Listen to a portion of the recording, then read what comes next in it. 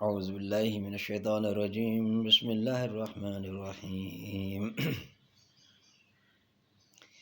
انتہائی قابل احترام دینی بھائی، السلام علیکم ورحمۃ اللہ وبرکاتہ۔ آج میں آپ کے سامنے اپنی زندگی کا ایک ایسا واقعہ پیش کرنے جا رہا ہوں کہ جس نے میری زندگی کو گل و گلزار بنا دیا اور میں بھٹکے ہوئے راستوں سے سیدھے راستے پہ آیا۔ اس کا عنوان میں نے دیا اور مجھے اللہ کیسے ملا۔ میری چونکہ سی لائن میں آدھی زندگی گزار دی ہے، 30-35 سال اسے اٹیچ رہا ہوں، تو بہت سارے ایسے واقعات پیش آئے کہ جن کا ذکر کرنا فائدہ مند ہوگا، اور جو غیر فائدہ مند ہیں ان کو تو میں ذکر کرنا کا فائدہ کچھ نہیں ہے، کیونکہ ہمیں تو کچھ حاصل کرنا ہے۔ تو یہ جو واقعہ پیش آیا تھا، یہ میرے لیے ایک زندگی کا موڑ تھا، اور اس کا میں نے اسی لیے نام رکھا ہے مجھے اللہ کیسے ملا۔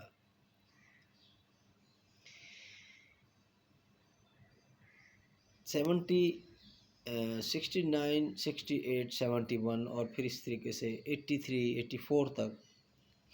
صورتحال یہ تھی کہ کمیونزم اپنے عروج پہ تھا، اور رشیا کے ساتھ کوئی 53 ممالک جو ہے اس کا شامل ہو چکے تھے،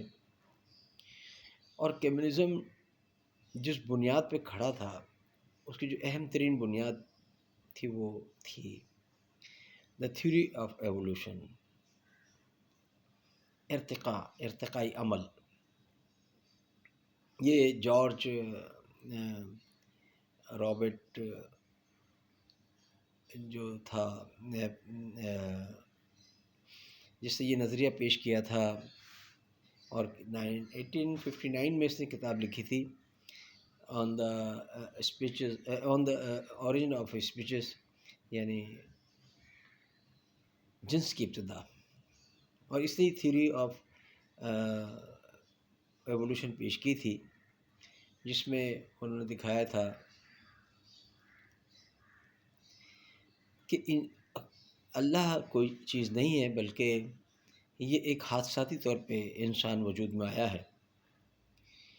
اور اس میں انہوں نے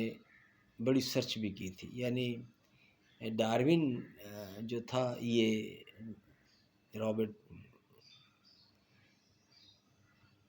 اس نے جزیروں کا دورہ کیا اور ایک اپنی تحقیق پیش کی، اور اس نے کہا کہ بھئی یہ جو ہے جو لائف زمین پہ آئی ہے یہ حادثاتی طور پہ آئی ہے اور کوئی خدا نہیں ہے، نعوذ باللہ من ذالک۔ اب مسئلہ یہ تھا کہ اس کے مقابلے میں ہمارے ہاں کوئی تحقیق اور سرچ کا کام تو تھا نہیں، وہ ایک لگا بندھا ایک سلسلہ تھا، یعنی حافظ قرآن بن جانا اور بڑی خوبصورت قرأت میں قرآن پاک کو پڑھنا۔ یقیناً یہ بھی اپنی جگہ ایک ضرورت ہے، لیکن جو مین ضرورت ہے وہ تو اس چیز کی ہے کہ آپ سرچ تو کریں اس میں کہ ہے کیا قرآن پاک میں، قرآن پاک کیا چاہتا ہے، اللہ کیا چاہتا ہے۔ یہ اتنی بڑی موٹی کتاب اور اتنے معجزات اور اتنے چیلنجز کے ساتھ اور اتنی تنبیہات کے ساتھ، اتنے واقعات کے ساتھ دی جا رہی ہے، تو یہ کوئی کھیل تماشا تو نہیں ہے نا، اس کے تو بہت بڑے مقاصد ہیں۔ اس کو اللہ کی طرف سے نازل کیا گیا ہے۔ آپ کے جو انگلینڈ سے کتابیں آتی ہیں، ہم پڑھتے ہیں نا، انجینئرنگ کتابیں، ہیٹ انرجی ہے، فنڈامنٹ، اور فزکس ہے، اور کیمسٹری وہ ہے، الیکٹرسٹی ہے، اور ایسی میتھمیٹکس ہے، الجبرک، ہم بے تحاشا، تو وہ کتابیں کوئی مقصد تو رکھتی ہیں نا، لیکن چھوٹے چھوٹے مقاصد ہیں نا، کہ دنیا میں ہم ترقی کر لیں، کچھ زندگی اچھے دن گزار لیں، کچھ پیسے کما لیں، کوئی اچھی لگژری لائف گزار لیں۔ ایک کتاب جو آسمان سے آئی ہوئی ہے یار، اس تو آپ سوچو تو صحیح، وہ کیا ہے؟ وہ ہمارے ہاں اس کو سرچ کرنے کا کوئی تصور ہی نہیں تھا۔ بلکہ ایک سازش کے تحت تو یہ ایک عرصے دراز تک ڈرایا جاتا رہا کہ اس کو ہاتھ نہ لگاؤ، اس کو لپیٹ کے رکھو، اس کو چھوؤ نہیں، اس کو بلند جگہ پہ رکھو، اس کو بڑے احتیاط سے پڑھو، ایک لفظ غلط ہو گیا تو تم مارے جاؤ گے، اس پہ تحقیق نہ کرنا، بھٹک جاؤ گے۔ عجیب و غریب جہالت کی باتیں جو تھیں وہ پبلک میں عام تھیں۔ جب ہم نے اللہ تعالیٰ نے توفیق دی تو حیران کن حد تک ہم حیران ہو گئے کہ اس میں تو نالج کا سمندر، معلومات کا سمندر ہے، اور اس میں تو ایسی غائب کی باتیں ہیں جن کو انسان قیامت تک نہیں پہنچ پاتا۔ تو بہرحال اس وقت ہمیں ان سارے سوالات کا جو کمیونزم کے مقابلے میں جواب دینے والا کوئی نہیں تھا۔ بہرحال ایک آواز تھی جو بڑی سختی سے اٹھی تھی، اور وہ لاہور سے حضرت مولانا سید ابوالعلا مودودی رحمۃ اللہ علیہ کی آواز تھی، کہ جن کو میں نے پڑھا کہ انہوں نے کہا کہ جب تک ہمارے گردنوں پہ ہمارے سر موجود ہیں، ہم کمیونزم کو پاکستان میں کامیاب نہیں ہونے دیں گے۔ ایک بڑا کانفیڈنٹ ایک جملہ تھا، اور وہ ایک مقابلہ تھا جسے انہوں نے کیا، اور واقعی انہوں نے کر بھی دکھایا۔ باقی جو ہے میدان میں اگر کسی بھی عالم سے کوئی سوال کیا جاتا تو وہ ایک دم لال پیلا ہو جاتا، اور وہ ظاہر ہے اس بیچارے کو خود ہی نہیں معلوم ہوتا تھا، تو غصہ تو ان کو پہلے ہی سکھا دیا جاتا ہے کہ بھئی مخالف سوال یا کوئی ایسا ہو تو اس میں آپ جو ہے وہ بالکل شور شرابہ شروع کر دیں۔ بہرحال اب یہ جراثیم ہمارے ذہنوں میں، اور تقریباً ہمارے بیچ کے، ہمارے جو اس دور کے 71 72 میں نے انٹر کر لیا تھا۔ میں 71 میں فرسٹ ایئر میں تھا، سیکنڈ ایئر میں تھا، اور 73 میں BSc میں تھا، اور پھر 74 میں جو ہے وہ میرا اپوائنٹمنٹ ہو گیا، وہاں پہ سلیکشن ہو گئی، تو میں وہاں سے پھر انجینئرنگ کے چلا گیا، اور 74 تک میں نے اس کو جوائن کر لیا، اور 78 میں پاس آؤٹ ہو گیا، اور پھر شپ پہ چلا گیا اور دنیا گھومتا رہا۔ اب ہوا یہ جراثیم ہمارے دماغ میں بھی داخل ہو گیا ہے۔ حالانکہ ہم دینی گھرانے سے تعلق رکھتے تھے، لیکن یہ ایسے سوالات تھے، سائنٹیفک انجینئر تھے ہم، پڑھے انجینئر سائنس پڑھی تھی ہم نے، تو یہ جراثیم لے کے ہم شپ پہ رہے۔ اب جب میں کیوبا پہنچا، دنیا کے مختلف ممالک میں گھومتا رہا، لیکن جب میں کیوبا پہنچا، کیوبا کو آسوکار آئی لینڈ کہتے ہیں، آسوکار مطلب چینی، وہاں پہ گنا ہوتا ہے، ان کی مین پروڈکٹ جو ہے وہ، اور ایکسپورٹ جو ہے وہ شوگر ہے، تو ہم وہاں سے شوگر لاتے تھے چائنا کے لیے۔ وہاں میں نے ایک یہ فلم دیکھی، Darwin, the theory of evolution پہ میں نے یہ فلم دیکھی۔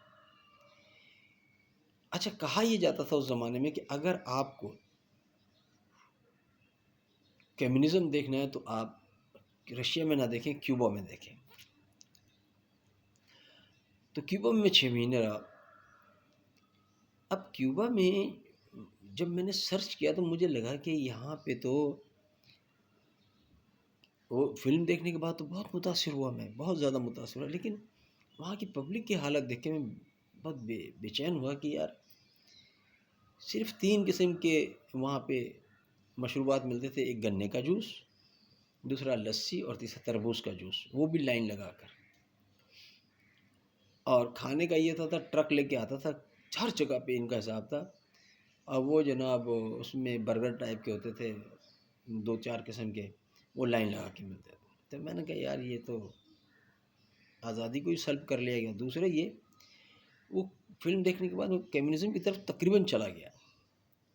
اور میری سمجھ میں نہیں آ رہا تھا کہ یار اور چونکہ کمیونزم نے یہ بات پھیلائی تھی کہ یہ تو دھوکہ ہے، سب مذہب دھوکہ ہے، جواب دینے والا کوئی نہیں تھا۔ اور دوسرا ایک ہمارا جرم اور بھی تھا، وہ جرم یہ تھا کہ ہم قرآن پاک کو پڑھتے ہی نہیں تھے، اور ایک ایسی نارمل مذہبی کتاب سمجھ لیتے تھے جس نے بس لکھا، نہ ہم نے کبھی اسے ترجمے میں پڑھا۔ یہ ہمارا ایک جرم تھا، ہماری یہ غلطی تھی۔ اب ہوا یہ کہ وہ فلم دیکھنے کے بعد اس میں یہ دکھایا گیا کہ ایک کرہ ہے وہ پھٹا ہے، اور اس کے بعد زمین وجود میں آئی ہے، اس کے بھی پھیل کے ذرات اور گریویٹیشنل فورس سے زمین وجود میں آئی ہے، اور پھر اس کے بعد زمین پہ نا گیسز سے پانی بن گیا ہے، اور پانی کے اندر جو ہے ہیٹ انرجی کی موجودگی میں اور پانی کے مختلف دباؤ میں، اور جیسے جیسے گہرائی میں جاتے ہیں دباؤ بڑھتا جاتا ہے، اور اسی طریقے سے کیمیکل کی موجودگی میں مختلف عوامل مل کر وہاں پہ کائی پیدا ہوئی، اور کائی سے پھر انہوں نے دکھایا گھاس پیدا ہوئی، گھاس کے اندر ایک سوراخ دکھایا جس کے اندر ایک سیل تھا، اور ان کا یہاں سے یہ سیل شروع ہوا لائف۔ پھر انہوں نے ڈیولپمنٹ دکھائی اور دکھا کے انہوں نے دکھایا کہ اس سے جانور بننا شروع ہو گئے، اور جانوروں میں سے پھر کچھ جانور خشکی پہ رہنا شروع ہو گئے اور کچھ پانی میں رہ گئے، جو خشکی پہ آتے تھے کہیں پانی میں جاتے تھے، پھر وہ خشکی پہ رہ گئے، پھر خشکی سے لائف شروع ہوئی، اور کرتے کرتے بنمانس اور بنمانس سے انسان وجود میں آ گیا، اور اس میں کروڑوں سال لگ گئے اس کام میں۔ یہ ساری صورتحال دیکھ کر ظاہر ہے کہ ہم بہت متاثر ہوئے کہ یار یہ تو بالکل چین مل رہی ہے، اور یہ ایک حقیقت ہے، خواہ یہ مذہب کے نام پہ کھیلتے ہیں لوگ، اور یہ اور اس زمانے میں یہ بھی ایک شوشہ چھوڑا ہوا تھا کہ مذہب جو ہے وہ صرف لوگوں کو کنٹرول کرنے کے لیے، اور آج بھی جو سیکولر ٹائپ کے لوگ ہیں وہ یہی کہتے ہیں، لیکن یہ کاش قرآن پڑھتے، کاش ایک دفعہ یہ قرآن پڑھ لیتے ترجمے سے اور گہرائی میں اس کے جاتے تو ان کے 14 طبق روشن ہو جائیں گے اگر آج یہ کام کر لیں۔ خیر، جب وہاں کی وہ لائف دیکھی میں نے کیوبا کی تو مجھے بالکل پسند نہیں آئی۔ ہر جس گھر میں جاتا تھا، میں گھروں میں جا کے تحقیق کرتا تھا، ہر تباہ کا حال لگتا تھا، محروم ٹائپ کے لوگ، خوف زدہ، اتنے خوف زدہ کہ ایک دفعہ میں وہ اسٹیم بات لیتے ہیں تو اس میں داخل ہو گیا تو سارے خوف کے مارے ان کے چہروں سے خوف آ رہا تھا، کیونکہ انٹیلیجنس والے کسی کو بھی اٹھا کے لے جائیں۔ وہ ہمیں وہاں بتایا، کیوبا میں ایک سپروائزر تھا جو ہمارا دوست بن گیا تھا اور ہمیں راز کی باتیں بتاتا تھا، تو وہ کہتا تھا ہوکارو ایک جگہ تھی، ہوکارو وہ گاؤں کہتا ہے یہاں سے ہی پتہ نہیں کتنے لوگ اٹھ چکے ہیں اور آج تک نہیں پتہ چلا کہ کہاں گئے، مار دیے گئے یا زندہ ہیں، بہرحال وہ واپس نہیں آئے، ذرا سی غلطی پہ، ذرا سی چوک کرنے پہ۔ اور وہاں کا وہ تھا کاسترو تھا، کاسترو تو انتہائی ظالم قسم کا شخص تھا جو مر گیا۔ تو وہاں پہ یہ سب کچھ دیکھ کے نا ہمیں تو بالکل پسند نہیں آیا۔ دوسرے یہ کہ ہماری لائف میں جو چینج آیا وہ یہ تھا کہ ہم ایک آزاد جانور بن گئے، اور ہم نے یہ دیکھا کہ یار یہ تو لائف تباہ لائف ہے، جیسے یہ لوگ ہیں، نہ ان کے اندر کوئی حیا ہے، نہ شرم ہے،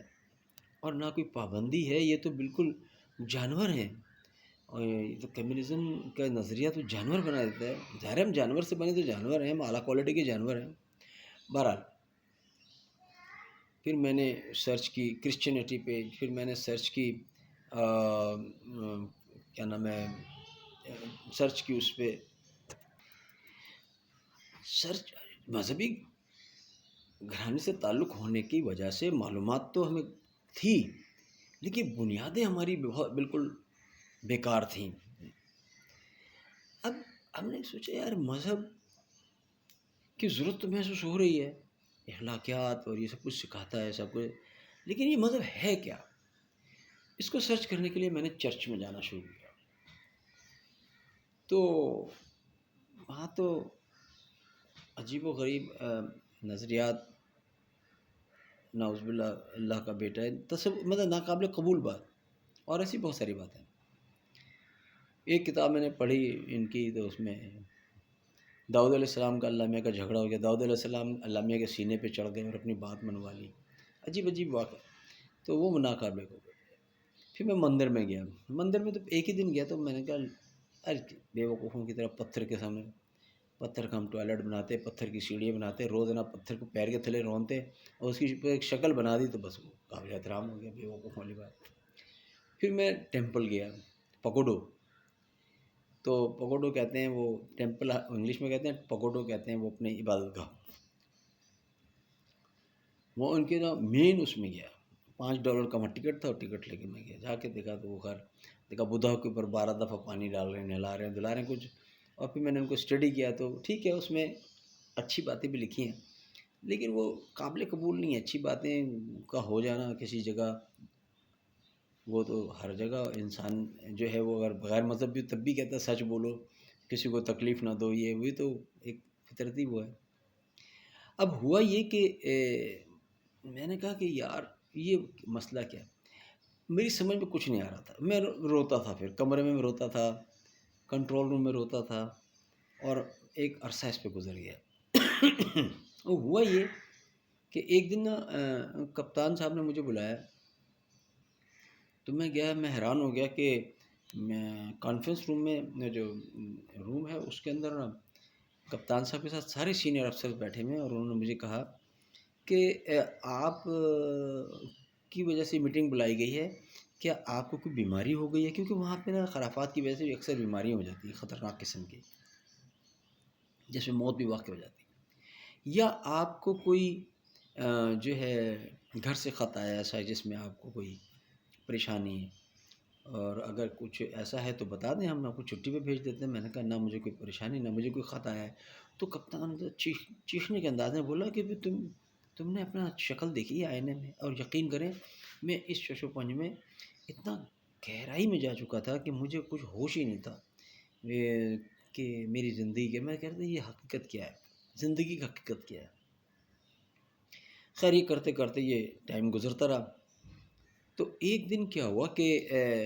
میں نے اچھا اس دن جو میٹنگ کے بعد میں نے آ کے شیشے میں اپنی شکل دیکھی تو میں پیلے رنگ کا ہو چکا تھا، اور ہڈیاں میرے چہرے پہ نمایاں تھیں اور کھال تھی، برا میرا حال ہو چکا تھا۔ تو کپتان صاحب نے یہ بھی کہا کہ اگر تم مر آ گئے تمہیں پانی میں پھینکنا پڑے گا، بھائی تمہیں کیا ہو گیا؟ تو میں نے کہا انشاءاللہ سب ٹھیک ہو جائے گا، لیکن میں بہت پریشان رہا۔ ایک دن میں کمرے میں آیا اور اپنا بالر شوز اتارا، پہلے سیفٹی شوز ایک اتارا تھا، میں نے اپنے سیدھے ہاتھ کا سیفٹی شوز اتار کے رکھ دیا، اور میں نے اپنے الٹے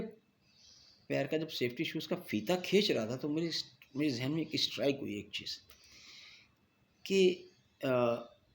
میں نے یہ بھی تو سنا ہے کہ اللہ تمہاری شہرک سے زیادہ قریب ہے، پکارنے والے کی پکار سنتا ہے اور اس کو جواب بھی دیتا ہے۔ تو میرے پاس کوئی اور آپشن تھا نہیں، میں نے فوری طور پہ اس فیتے کو کھینچتے ہوئے فیتے کو چھوڑ دیا اور آسمان کی طرف انگلی اٹھائی اور کہا کہ اے اللہ اگر تو ہے تو میری مدد کر، میں تو چکی کے دو پارٹ کے بیچ میں پس کے رہ گیا ہوں، میری حالت بہت خراب ہو چکی تھی۔ یہ کہہ کے میں گیا، میں نے جا کے اپنے کپڑے غسل کیا، کپڑے چینج کیے، کھانا کھایا، کھانا کھا کے آ کے میں لیٹ گیا۔ میرے شیلف پیچھے تھا تو اس میں کتابیں رکھی ہوتی تھی، کتابیں میں بہت دیکھے جاتا تھا، پڑھتا بہت تھا، کرسچینٹی کا مطالعہ کرتا تھا، ہندوازم کو دیکھتا تھا، یہ کتابیں بہت تھیں۔ تو قرآن پاک کو بھی تو قرآن پاک کو میں نے اپنے شیلف پہ ہاتھ ڈالا تو میرے قرآن پاک ہی میرے ہاتھ میں آ گیا، تو میں نے اس کو ایسے کھینچ لیا، تھکا ہوا تھا تو اس لیے میں نے مڑ کے تو نہیں دیکھا، اور اس بات پہ اللہ گواہ ہے کہ میں نے اس قرآن کو ایسے کھولا، قرآن پاک کو ایسے کھولا اور کوئی پیج ادھر ادھر نہیں کیا۔ میرے سامنے جو آیت آئی وہ یہ تھی کہ اولم یر الذین کفروا ان السماوات والارض کانتا رتقا ففتقناهما فجعلنا من الماء كل شيء حی۔ تو مجھے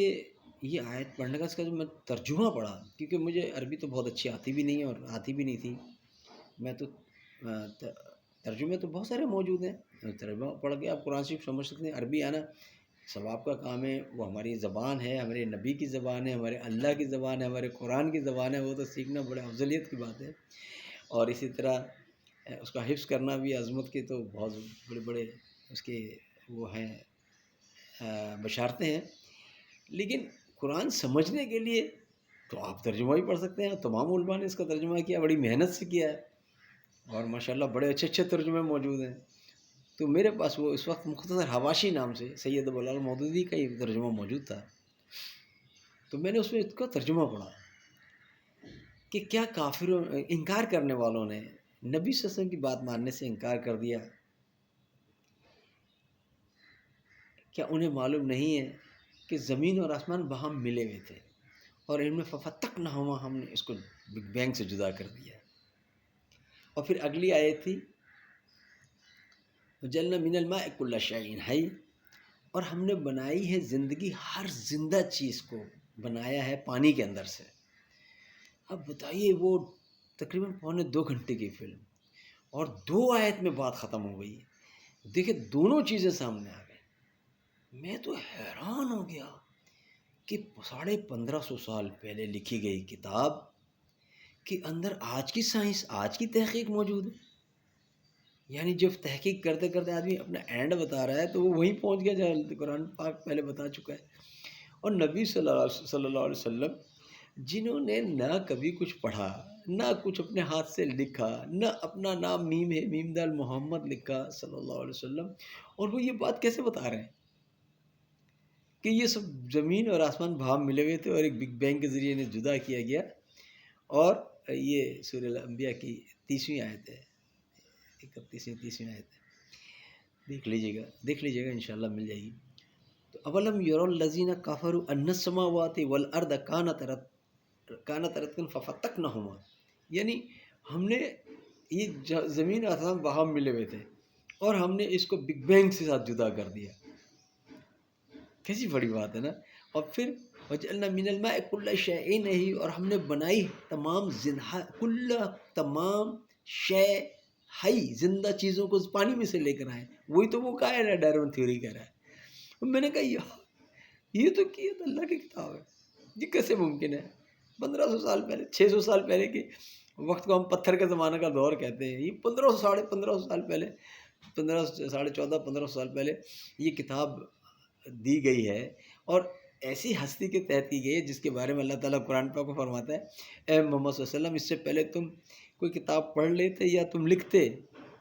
تو لوگ شک میں پڑ جاتے۔ یعنی اللہ تعالیٰ نے خالصتاً اپنی طرف یہ بات کر لی کہ یہ میری طرف سے یہ کتاب ہے۔ میں نے تو پہلے تو مجھے یقین نہیں آیا، پھر میں نے اس کو دوبارہ پڑھا، پھر میں نے تبارہ پڑھا۔ جب میں نے پڑھ لیا تو مجھے آپ یقین کریں، ہمارا بیڈ کافی اوپر ہوتا ہے، نیچے درازیں ہوتے ہیں ایسے، اور سائڈ پہ لکڑیاں لگی ہوتی ہیں تاکہ رولنگ پچنگ میں ہم گر نہ جائیں بیڈ سے، تو لکڑیاں لگی ہوتی ہیں۔ میں اس اونچے بیڈ سے سجدے کی زمین پہ بہت زور سے زمین پہ گرا۔ میں نے کہا بس یہ اللہ کی کتاب ہے۔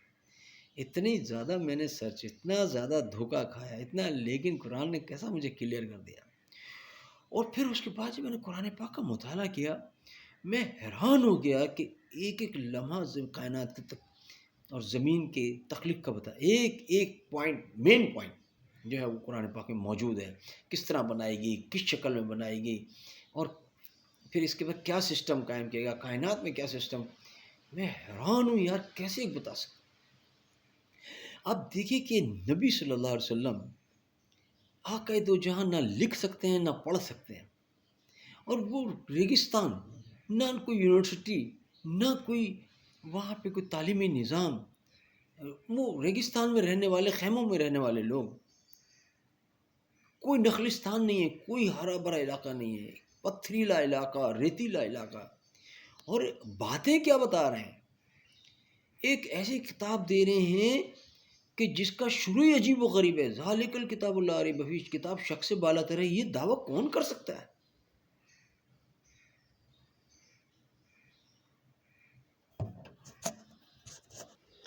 معافی چاہتا ہوں، ہمارے یہاں لائٹ چلی گئی تھی جس کی وجہ سے اندھیرا بھی ہو گیا اور میں بات پوری نہیں کر پایا تھا، لیکن میں دوبارہ یہ ڈے لائٹ میں آ کے آپ سے بات کر رہا ہوں۔ تو جب میں نے وہ دیکھا تو یہ کیسے ممکن ہے کہ نبی صلی اللہ علیہ وسلم، جب کہ خود آپ پڑھے لکھے، پڑھ لکھ نہیں سکتے تھے، اور وہ جو ہے آپ کبھی اپنا نام نہیں لکھا، اور کتاب بھی ایسی دے رہے ہیں کہ جس کے اندر شروع میں دعویٰ ہے کہ کتاب شک سے بالا تر ہے، اور پھر اس میں آج تک میں نے کوئی رائٹر ایسا، میں نے پڑھا ہے اچھا خاصا، میں نے کوئی رائٹر نہیں دیکھا جس نے 2 ٹاپک کو لے کے بات کی ہو، مین ٹاپک بنا کر بات کی ہو۔ میں نے ہر ٹاپک کو مین ٹاپک بنایا، معیشت، معاشرت، عدالت، پتہ نہیں کیا، اور پھر جو واقعات بتائے پورے دعوے کے ساتھ کہ ماں کے بچے کی تخلیق کیسے ہوتی ہے، منی کہاں تیار ہوتی ہے۔ یعنی آج تک سائنس کو نہیں پتہ تھا کہ منی کہاں تیار ہوتی ہے، تو وہاں قرآن پاک میں لکھا ہے کہ ریڑھ کے اور پسلی کی ہڈی میں درمیان تیار ہوتی ہے، اور یہ جو ہے بات اب ثابت ہو گئی ہے۔ بتائیے کہاں ریڑھ کی ہڈی اور کہاں پسلی کے درمیان یہ تیار ہوتی ہے۔ اور دوسرے پھر یہ بتایا کہ نا ماں کا بچہ جو ہے ماں کے پیٹ میں 3 پردوں میں ہوتا ہے، اور عجیب عجیب باتیں، ایسی باتیں، گہرائی کی باتیں، اور کہا کہ زمین ادہا، زمین کو ہم نے شتر مرغ کے منڈے کے، یعنی گول نہیں ہے یہ، شتر مرغ کے انڈے کی طرح بنایا ہے، اور پھر کلو هو الذی خلق اللیل والنہار والشمس والقمر کل فی فلک یسبحون، یہ چاند اور رات اور زمین، یعنی دونوں سے رات بنتے ہیں نا، اس کے سرکولیشن سے، تو ہم نے دن اور رات بنائے، سورج اور چاند بنائے، اور پھر وہ ایک سب اپنے محوروں میں گھوم رہے ہیں۔ یعنی اب جاپان دیکھیں، آج سے چند سو سال پہلے وہ پڑھاتا تھا کہ زمین کو نا گائے نے ایک سینگ پہ اٹھایا ہوا ہے، اور وہ سینگ بدلتے ہوئے زلزلے آ جاتے ہیں، اور زمین چپٹی ہے، پتہ نہیں کیا کیا، لیکن 1500 سال پہلے یہ سب کچھ بتا دیا گیا کہ یہ جو ہے گول بھی نہیں ہے اور بیس بھی ہے۔ اور پھر کہا ہم نے زمین پہ پہاڑ اس لیے جما دیے تاکہ وہ تمہیں لے کے وائبریشن نہ کرے، ڈھلک نہ جائے، یعنی دیکھیں بیلنسنگ ویٹ بتایا ہے۔ آپ دیکھیں اپنے ویل پہ بیلنسنگ ویٹ لگاتے ہیں، ہر موونگ سرکولیٹ ہونے والی چیز پہ آپ بیلنسنگ ویٹ لگاتے ہیں۔ تو یہ ساری چیزیں، بہرحال جب میں نے یہ دیکھا تو میں اس بیڈ سے نیچے گرا سجدے کی حالت میں، اور میں نے جو ہے وہ روتا رہا۔ میں نے کہا اے اللہ، میں نے آپ کو ڈھونڈ لیا، اور اب میری کھال، میرے کپڑے، میری زندگی، میرا جینا، میرا مرنا اب آپ کے لیے، اور الحمدللہ اب قائم ہوں، لیکن نہ خطا کار بھی ہوں، گناہ بھی ہو جاتے ہیں، انسان ہوں، بہت ساری خطائیں مجھ سے ہو جاتی ہیں، لیکن الحمدللہ ابھی جم کر کوشش کر رہا ہوں کہ جو مقصد تھا اللہ کا، تخلیق کائنات کا اور انسان کی تخلیق کا، وہ یہ تھا کہ اللہ کی زمین پہ اللہ کے قوانین کو نافذ کرنے کی جد و جہد کرو، اور تم جد و جہد کرو گے تو اس کے بدلے تم اللہ کی کبریائی کو یہاں قائم کرو گے تو اللہ تمہاری کبریائی جنت میں قائم کر دے گا۔ تو تم، اور کبریائی قائم کرنی نہیں ہے، اس کے لیے کوشش کرنی ہے، قائم کرنا تو وہ خود کرے گا، تو اس کی تو کبریائی چل ہی رہی ہے نا، تو اس نے ایک انعام دینے کے لیے ایک امتحان رکھا ہے تاکہ لوگ آئیں میرے انعامات حاصل کریں۔ تو بس یہ ہے کہ وہ احکامات اس نے قرآن میں دے دیے کہ ان کو احکامات کو نافذ کرو، میری کبریائی قائم ہو جائے گی۔ تو میری کبریائی قائم کرنے کی جو جدوجہد تم کرو گے، اس کے بدلے میں تم کتنی جدوجہد کرو گے، یہ تمہارے جنت میں اس حساب سے تمہیں انعام ملے گا۔ تو یہ ساری صورتحال ہے۔ اللہ تعالیٰ دین پہ قائم رکھنے کی، تو قائم رہنے کی، اور مرتے دم تک خاتمہ بھی اسلام پہ فرمائے، اور ہم سب کو اپنے قرآن کو سمجھنے، اس کی گہرائی میں جانے کی توفیق عطا فرمائے۔ وآخر دعوانا الحمدللہ رب العالمین۔